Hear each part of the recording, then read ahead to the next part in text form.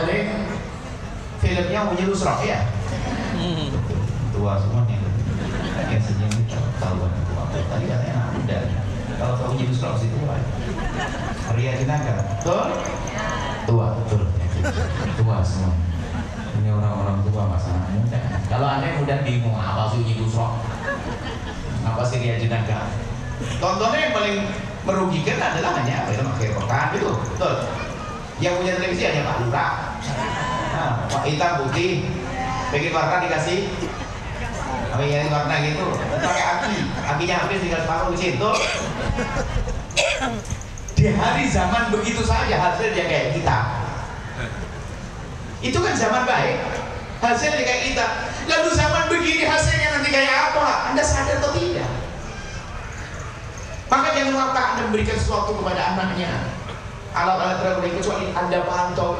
Sering kami sebutkan, hai ibu, jika engkau menemani putrimu browsing internet itu jauh lebih bagus daripada Anda sholat sunnah. Biar tidak liar itu menonton internet. Karena zamannya zaman rusak ini. Tinggal ada berzikir mantuk. Ini sholat sunnah ibadahnya pribadi tidak ada nahi mungkarnya kan begitu hanya. Tapi kalau kita duduk di samping anak kita tidak melakukan kehinaan, tidak melakukan, tolong masalah mata jaga. Dan itu harus namanya mujahadah, jihad. Jangan sampai kita lihat mata kita harus ini haram. Kullil mu'minina yaghuddu min absarihim. Katakan kepada kaum pria untuk menjaga matanya. Kalau dia sudah punya istri, ketahuilah semakin dia menjaga mata yang di rumah semakin indah. Seorang istri pun juga demikian, akan tapi semakin matanya jelalatan di rumah semakin tidak ada artinya.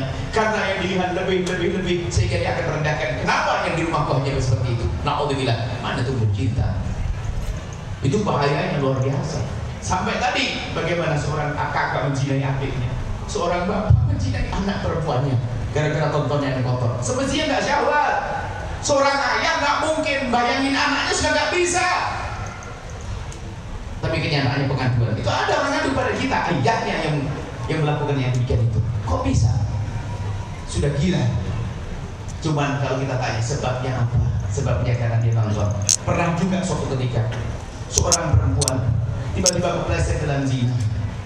Dia seorang perempuan sukses, secara fisik dia adalah cantik. Dalam bayangan kami mungkin karena suaminya terlalu jelek. Dengan siapa dia melakukan kehinaan? Dengan seorang yang biasa mengantarkan barang atau air atau apa, tugas. Dia kepleset zina. Dia menangis karena ketahuan suami mau dicerai dan sebagainya. Terus saya tanya, saya pengen tahu suamimu kayak apa. Akhirnya Pak suaminya korbannya ganteng. Gantengan mana dengan orang yang zina denganmu? Dengan suami saya. Jauh. Suaminya dia 9, itu dia 3. Terus perkasa mana? Perkasa suami saya. Semuanya. Tapi kenapa pleset? Gak tahu ya. Pas kamu waktu itu adalah lagi betul. Rupanya dia lagi proses. Kita kan lihat paket sahwat dan sebagainya, dia terlena. Jadi gara-gara nonton film kotor itu membahayakan. Sering kepleset dalam kita. Jadi jangan main-main ya. Nah, hati-hati dengan yang demikian itu. Banyak orang sudah telanjur, hatinya rusak. Sehingga mohon maaf, kalau kelihatannya manusia, kalau lihat perempuan begini, nggak pandang cantik. Biarpun katanya nggak cantik, langsung tutup poin. Pikirannya ke arah hati yang tersembunyi, kotor saja. Maka saya sering duduk dengan pak ahlinya, pakar-pakar psikolog, itu bahaya sekali, ya betul. Sehingga manusia pikirannya sudah nggak jelas. Hati-hati, makanya tolong dijaga mata itu. Nah, kemudian saya hubungkan dengan kisah ini kepada anak muda yang ada pada zaman Nabi SAW sebagai pungkasan cerita. Dengar ini kisah. Saya senang kisah ini kami hadirkan sesuai dengan anak muda. Ada seorang namanya adalah Tha'labah bin Abdurrahman. Tolong jadikan kisah idola bagi Anda. Tha'labah bin Abdurrahman itu anak muda umur 14 tahun. Cuma dia punya cinta kepada Rasulullah. Begitu cintanya kepada Nabi, lihat. Jadi kalau jalan itu kemana-mana yang dibayangkan Nabi Muhammad, makanya wajahnya senyum terus. Besar. Jadi Tha'labah itu gaya modelnya itu riang periang. Kenapa? Di hayalnya Nabi. Jalan dimanapun hayalannya Makanya tolonglah. Kalau mukanya senyum-senyum kayaknya ingat Nabi terus itu. Kalau mukanya cemberut itu ingat iblis. Ingat saya. Jadi jangan Nabi basah. Gayanya Nabi itu. Jadi si Tha'labah karena cinta Nabi, jadi gayanya senyum terus. Saya sudah kayak di baut senyum di sini ya. Sampai kalau dia disuruh Nabi, itu cepat buru-buru. pengen balik lagi. Ditanya Ta'labah, kenapa sih kamu kalau disuruh Nabi kok begitu kayak buru-buru amat? Dia menjawab, nah kalau aku lagi disuruh Nabi kan berarti saya jauh dari Nabi. Aku pengen cepat-cepat, ya saya duduk lagi dengan Nabi untuk melihat baca Nabi. Dan dia kalau di masjid itu, kalau rumah Nabi di situ, dia di pintu masjid itu yang sekiranya wajahnya mengarah kepada pintu rumah Nabi. Jadi kalau Nabi keluar itu pertama kali yang lihat Nabi. Allah. Sallallahu Nabi Muhammad. Jadi kalau di hatinya Nabi Muhammad. Suatu ketika ini awal cerita, dia diutus oleh Nabi seperti biasanya dia diutus oleh Nabi. Cuma diutus agak jauh, dia harus melewati gang-gang kota Madinah, perkampungan kota Madinah. Yang kota Madinah zaman itu bukan seperti zaman ini. Wahai anda yang pernah umroh, lihat Madinah dikepung dengan bangunan mencakar langit. Dulu enggak, rumah-rumah kecil. Ta'labah bin Abdurrahman itu berjalan melewati gang-gang kota Madinah, rumah-rumah sederhana. Kemudian di salah satu gang itu ada sebuah rumah. Yang waktu Ta'labah berjalan begitu, ada angin bertiup menerpa pintu rumah yang sederhana terbuka. Karena pintu terbuka, manusia normal dia ngikuti suara. Rupanya di balik pintu terbuka ada kelambu, di balik kelambu ada orang mandi. Kelambunya tersingkap, kelihatan perempuan mandi di sana. Dia melihat begitu langsung dibuang mukanya. Langsung yang terbayang Nabi Muhammad, anak kecil nggak ngerti caranya bagaimana. Yang ada kebingungan, merasa bahwa matanya telah melihat sesuatu yang kotor. Takut tidak bisa melihat Nabi Muhammad. Dia nangis, kebingungan, tidak berani pulang. Sebab apa? Dia yakin Nabi itu dapat wahyu, Nabi seorang Nabi. Dia takut Nabi diberitahu oleh Allah. Nabi kata, alangkah malunya aku dengan Nabi Muhammad. Oh, dia kebingungan, akhirnya dia berjalan, nggak berani pulang. Tapi Nabi nunggu. Di waktu sholat nggak ada, mana Ta'labah, nggak ada yang sholat. Di sholat berikutnya dicari nggak ada, di sholat berikutnya nggak ada. Akhirnya Sayyidina Nabi Muhammad menyuruh. Dalam riwayat itu ada Umar bin Khattab dan Salman Al-Farisi, nggak ada, di Ubud nggak ada di kota Madinah. Tanya ke ibunya juga nggak ada. Kemudian Nabi dengan wahyu tentunya kalau beritahu hal-hal semacam ini. Coba kau cari di sana, tempat yang sana, ke arah kota Makkah sana, di antara bukit, di antara gunung itu, di sana ada Ta'labah. Betul, Sayyidina Salman Al-Farisi dengan Sayyidina Umar bin Khattab pergi ke tempat tersebut. Setelah sampai ke tempat tersebut, jauh perjalanan. Naik ke tempat agak atas dicari balik ada gerak-gerakan orang. Betul, ada satu gerombolan bergerak di dekati kambing dengan penggembalanya. Semakin wah ini kayaknya. Setelah dekati, oh bukan Ta'labah, penggembala kambing. Di tempat lain ada penggembala kambing lagi. Nggak ada orang kecuali penggembala kambing. Sampai itu nggak ada. Yang terakhir ini, paling ini nanti kalau ngomong pasti benar. Terakhir penggembala kambing didekati, nggak ada. Lalu bertanya, Pak, iya ada apa? Bapak di sini ya? Setiap hari iya saya di sini. Bapak melihat ada anak-anak kecil di sini. Oh banyak anak-anak itu kan kampung. Oh bukan, maksudnya ada anak kecil. Umurnya kurang lebih 14 tahun. Jadinya gimana? Anak yang 14 kalau jalan cepat, anaknya pria maunya. Penggembala kami berkata, oh nggak ada. Cuman ada satu anak di sini. Dia di sini, dia di atas bukit, naik bukit. Dia selalu naik ke atas. Cuman bukan pria, anaknya cengeng. Anaknya cengeng, lemes, cengeng, nangisan, bukan pria. Kata Umar bin Khattab, ya bukan itu. Kata Salman, ya paling juga bukan. Cuman setelah itu dia teringat, jangan dia juga. Kenapa nggak kita coba? Di mana orangnya itu? Pak, di mana orangnya?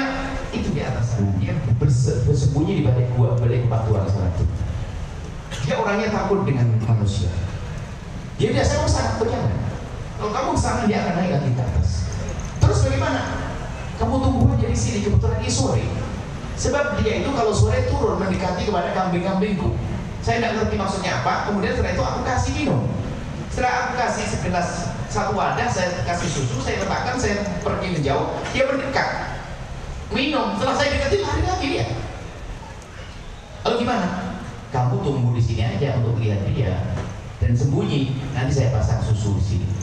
Betul, tidak lama kemudian turun tuh, bayangin. Turun, ambil air susu. Sayyidina Umar melihat, semakin dekat semakin yakin. Dia betul-betul orang ini. Langsung nggak sahabat. Karena disuruh Nabi itu mencari, udah ketemu kan, langsung keluar. Ta'labah, kaget dia. Siapa kau? Aku Umar. Ya Umar, kenapa kamu kesini?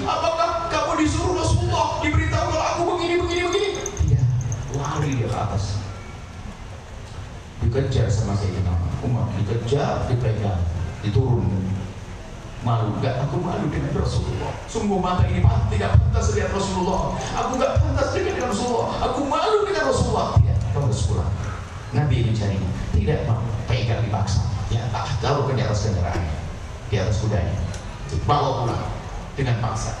Terhitung dari hari keluar sampai hari 40 hari. Sampai di rumah semakin lemes dia, karena dia semakin lemes terlihat kalau dia sakit. Akhirnya diantarkan ke rumah ibunya. Setelah diantar ke rumah ibu itu sudah bisa kemana, lalu laporan ke Rasulullah. Ya Rasulullah, sudah ketemu orang. Oh iya, di mana? Di rumah. Kok tidak bawa ke sini? Dia sakit. Apakah perlu saya ke sini? Tidak. Biar aku ke sana ke Rasulullah. Biar aku yang ke sana. Nggak perlu dibawa ke sini. Nabi Muhammad mengetuk pintu, dia dengar suara Nabi Muhammad gemeter. Mutu wajahnya ditumpahkan ke bumi, begitu malunya dengan Rasulullah. Dia agak berani menjawab, ketelinjam dengan diri. Akhirnya Nabi masuk. Tak ada nggak berani kan. Kemudian Nabi mendekat, tubuhnya semakin kurus. Nabi mendekat, tak ada ya Rasulullah. Kemudian oleh Rasulullah diangkat kepalanya, dibalikkan, diletakkan di pangkuan Rasulullah. Oh enaknya ya, kita di atas pangkuan Nabi, di atas pangkuan Nabi. Rupanya tak labah di atas, di saat kepalanya berada di pangkuan Nabi, diturunkan sendiri oleh dia. Jangan ya Rasulullah, jangan letakkan kepalaku yang menyimpan mata kotor ini di atas paha suci ya Rasulullah. Jangan letakkan kepalaku yang menyimpan mata kotor. Menyimpan mata kotor. Menjatuhkan diri, dinaikkan lagi. Menjatuhkan diri, dinaikkan lagi. Ya tak labah, cerita kepadaku, kenapa kau seperti ini? Cerita sambil menangis. Ternyata enggak gede amat kesalahannya. Mau lihat enggak sengaja kan? Mau lihat pintu kesingkap, kebuka. Bukan orang mencari browsing di internet, bukan dia mencari-cari berhenti, bukan. Itu lihat setelah itu kok begitu. Lalu Nabi berkata, Ta'ala, apa yang kau inginkan? Dijawab Nabi Rasulullah, aku ingin selalu bersamamu nanti di surga. Dijawab dia, kau akan bersamaku nanti di surga. Aku ingin diampuni Allah. Ya, kau diampuni oleh Allah. Baru senang dengan itu. Kemudian setelah itu, ya Rasulullah, aku merasakan di badanku seperti ada semut yang merayap di antara kulit dengan dagingku. Merayap. Lalu Nabi berkata, itu namanya kamu sudah dekat ajalmu. Nama sakaratul maut. Kemudian Nabi ditalkin ucapkan kalimat thayyibah la ilaha illallah. Setelah ditalkin kalimat la ilaha illallah Rasulullah, tiba-tiba Nabi merasakan di paha yang beban, artinya Ta'ala sudah meninggal. Ditutup wajah matanya oleh Nabi, kemudian dimandikan oleh Rasulullah, disolati oleh Rasulullah, dan diantarkan oleh Rasulullah ke makam. Sampai waktu mengantarkan ke makamnya, Sayyidina Abu Bakar bertanya, Rasulullah, kenapa jalanmu begitu? Jadi Nabi waktu mengantarkan Ta'ala itu jalannya sampai ke cincin begini. Lalu bertanya, kenapa ya aku jalan seperti itu? Nabi kata, aku telah menyaksikan malaikat ikut mengiringnya sampai aku hampir tidak punya tempat. Yang perlu kita ambil pelajaran lihat, karena hatinya sambung dengan Nabi, cirinya apa tadi? Akan menjaga matanya. Karena dia sangat cinta dengan Nabi, takut kalau matanya lihat yang kotor itu gak bisa melihat siapa? Rasulullah. Padahal cuma begitu. Sekarang bagaimana katanya aku mencinta Nabi, tak tahunya setiap hari ini kami di depan internet nonton film kotor. Mau kemana? Ya hamba Allah. Makanya cerita ini kami sangat senang. Itu cerita yang harus diangkat di tahun ini, zaman ini, anak-anak muda, agar tahu kalau mencinta Nabi, jauhi matamu dari lihat yang haram ini saja. Sebab godaan yang paling berat saat ini adalah itu. Jangan main-main. Kalau mau kita punya cinta Nabi, kita nggak bisa. Kita akan lihat ingin melihat Rasulullah, ingat Rasulullah kayak Sa'labah bin Abdurrahman. Padahal Sa'labah itu gak sengaja, hanya lihat pintu terbuka, kain tersingkap, di badannya ada orang mandi, itu saja, bukan dia sengaja mengintip. Tapi dia merasa bersalah. Dia salahnya begitu, merasa bersalah gede. Kita salahnya gede, kayak merasa gak bersalah. Kan kacau gitu. Makanya termasuk menjaga mata di hari ini sangat penting. Kenapa terjadi perzinahan begitu mudah? Karena kematanya tidak terjaga. Kita melanggar Allah, melindungi Allah untuk dipersoalkan. Maka inilah pemuda hebat adalah pemuda bisa menjaga bapaknya. Nah, hubungan dengan di era milenium ini, apa itu maksudnya? Di era global ini, di era informasi, di era pesatnya teknologi ini, yang lagi-lagi anak muda hebat adalah anak yang bisa menjaga bapaknya. Tapi harap lewat tidak. Kalau ternyata sudah melihat langsung dihapus dia, tidak, itu nggak boleh lihat. Haram, nggak boleh aku lihatnya. Kalau sudah begitu juga pemuda hebat, insya Allah. Inilah Tha'labah bin Abdurrahman yang ada saat ini. Tha'labah semuanya lihat, yang menjaga matanya, jangan diumbar mata. Termasuk ingat, biarpun dengan suami istri, jangan. Awas, hati-hati. Kalau anda seorang suami ngajari suami, kalau anda seorang istri ngajari suami nonton film kotor ini, maka saat anda tidak ada, dia nonton sendiri. Karena itu adalah urusan dengan syahwat, bukan hanya urusan kesenangan di otak, ada syahwat. Kalau anda nonton film lucu, itu hanya di otak sama kesenangan, dia ada urusan syahwat. Tapi kalau nonton ini ada syahwat, ya beda. Hiburan anda nonton film lucu, kocak, dengan nonton ini beda, ini ada syahwat.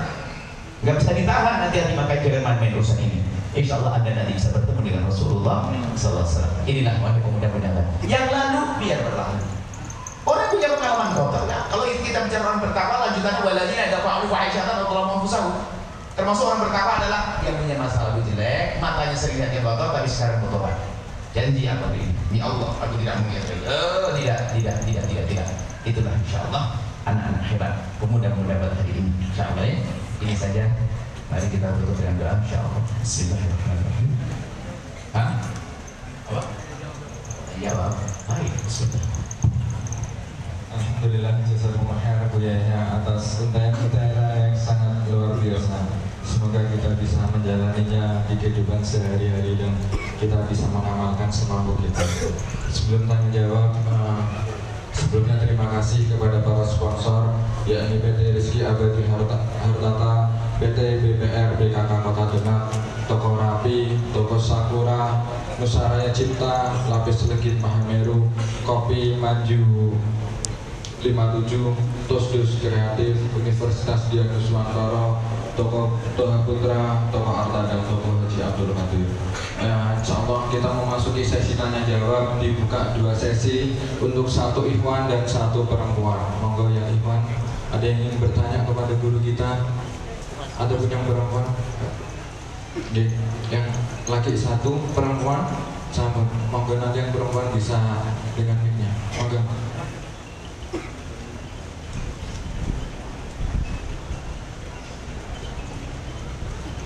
Assalamualaikum warahmatullahi wabarakatuh.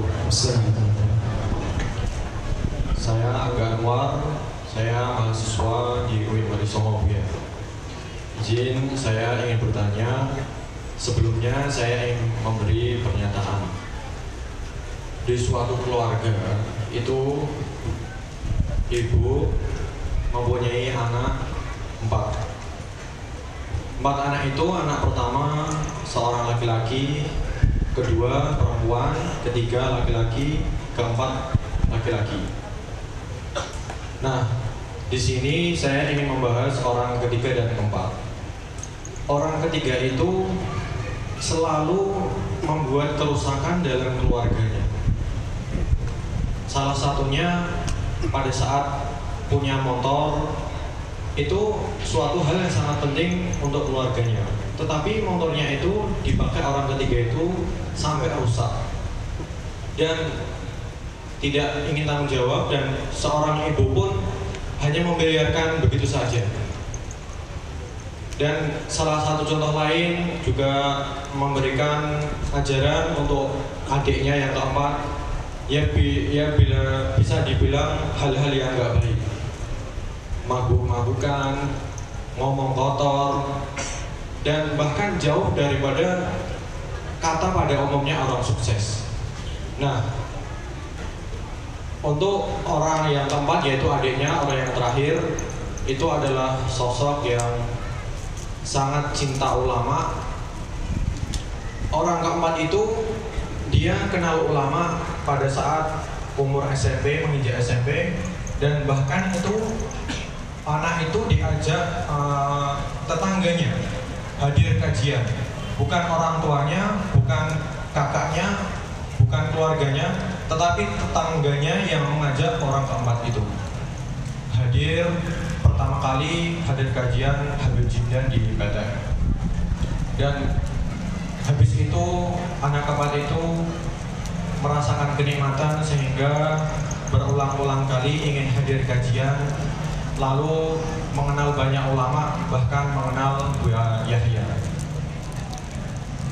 Dan orang keempat itu merasakan ingin menjadikan kakaknya orang yang ketiga itu menjadi lebih baik.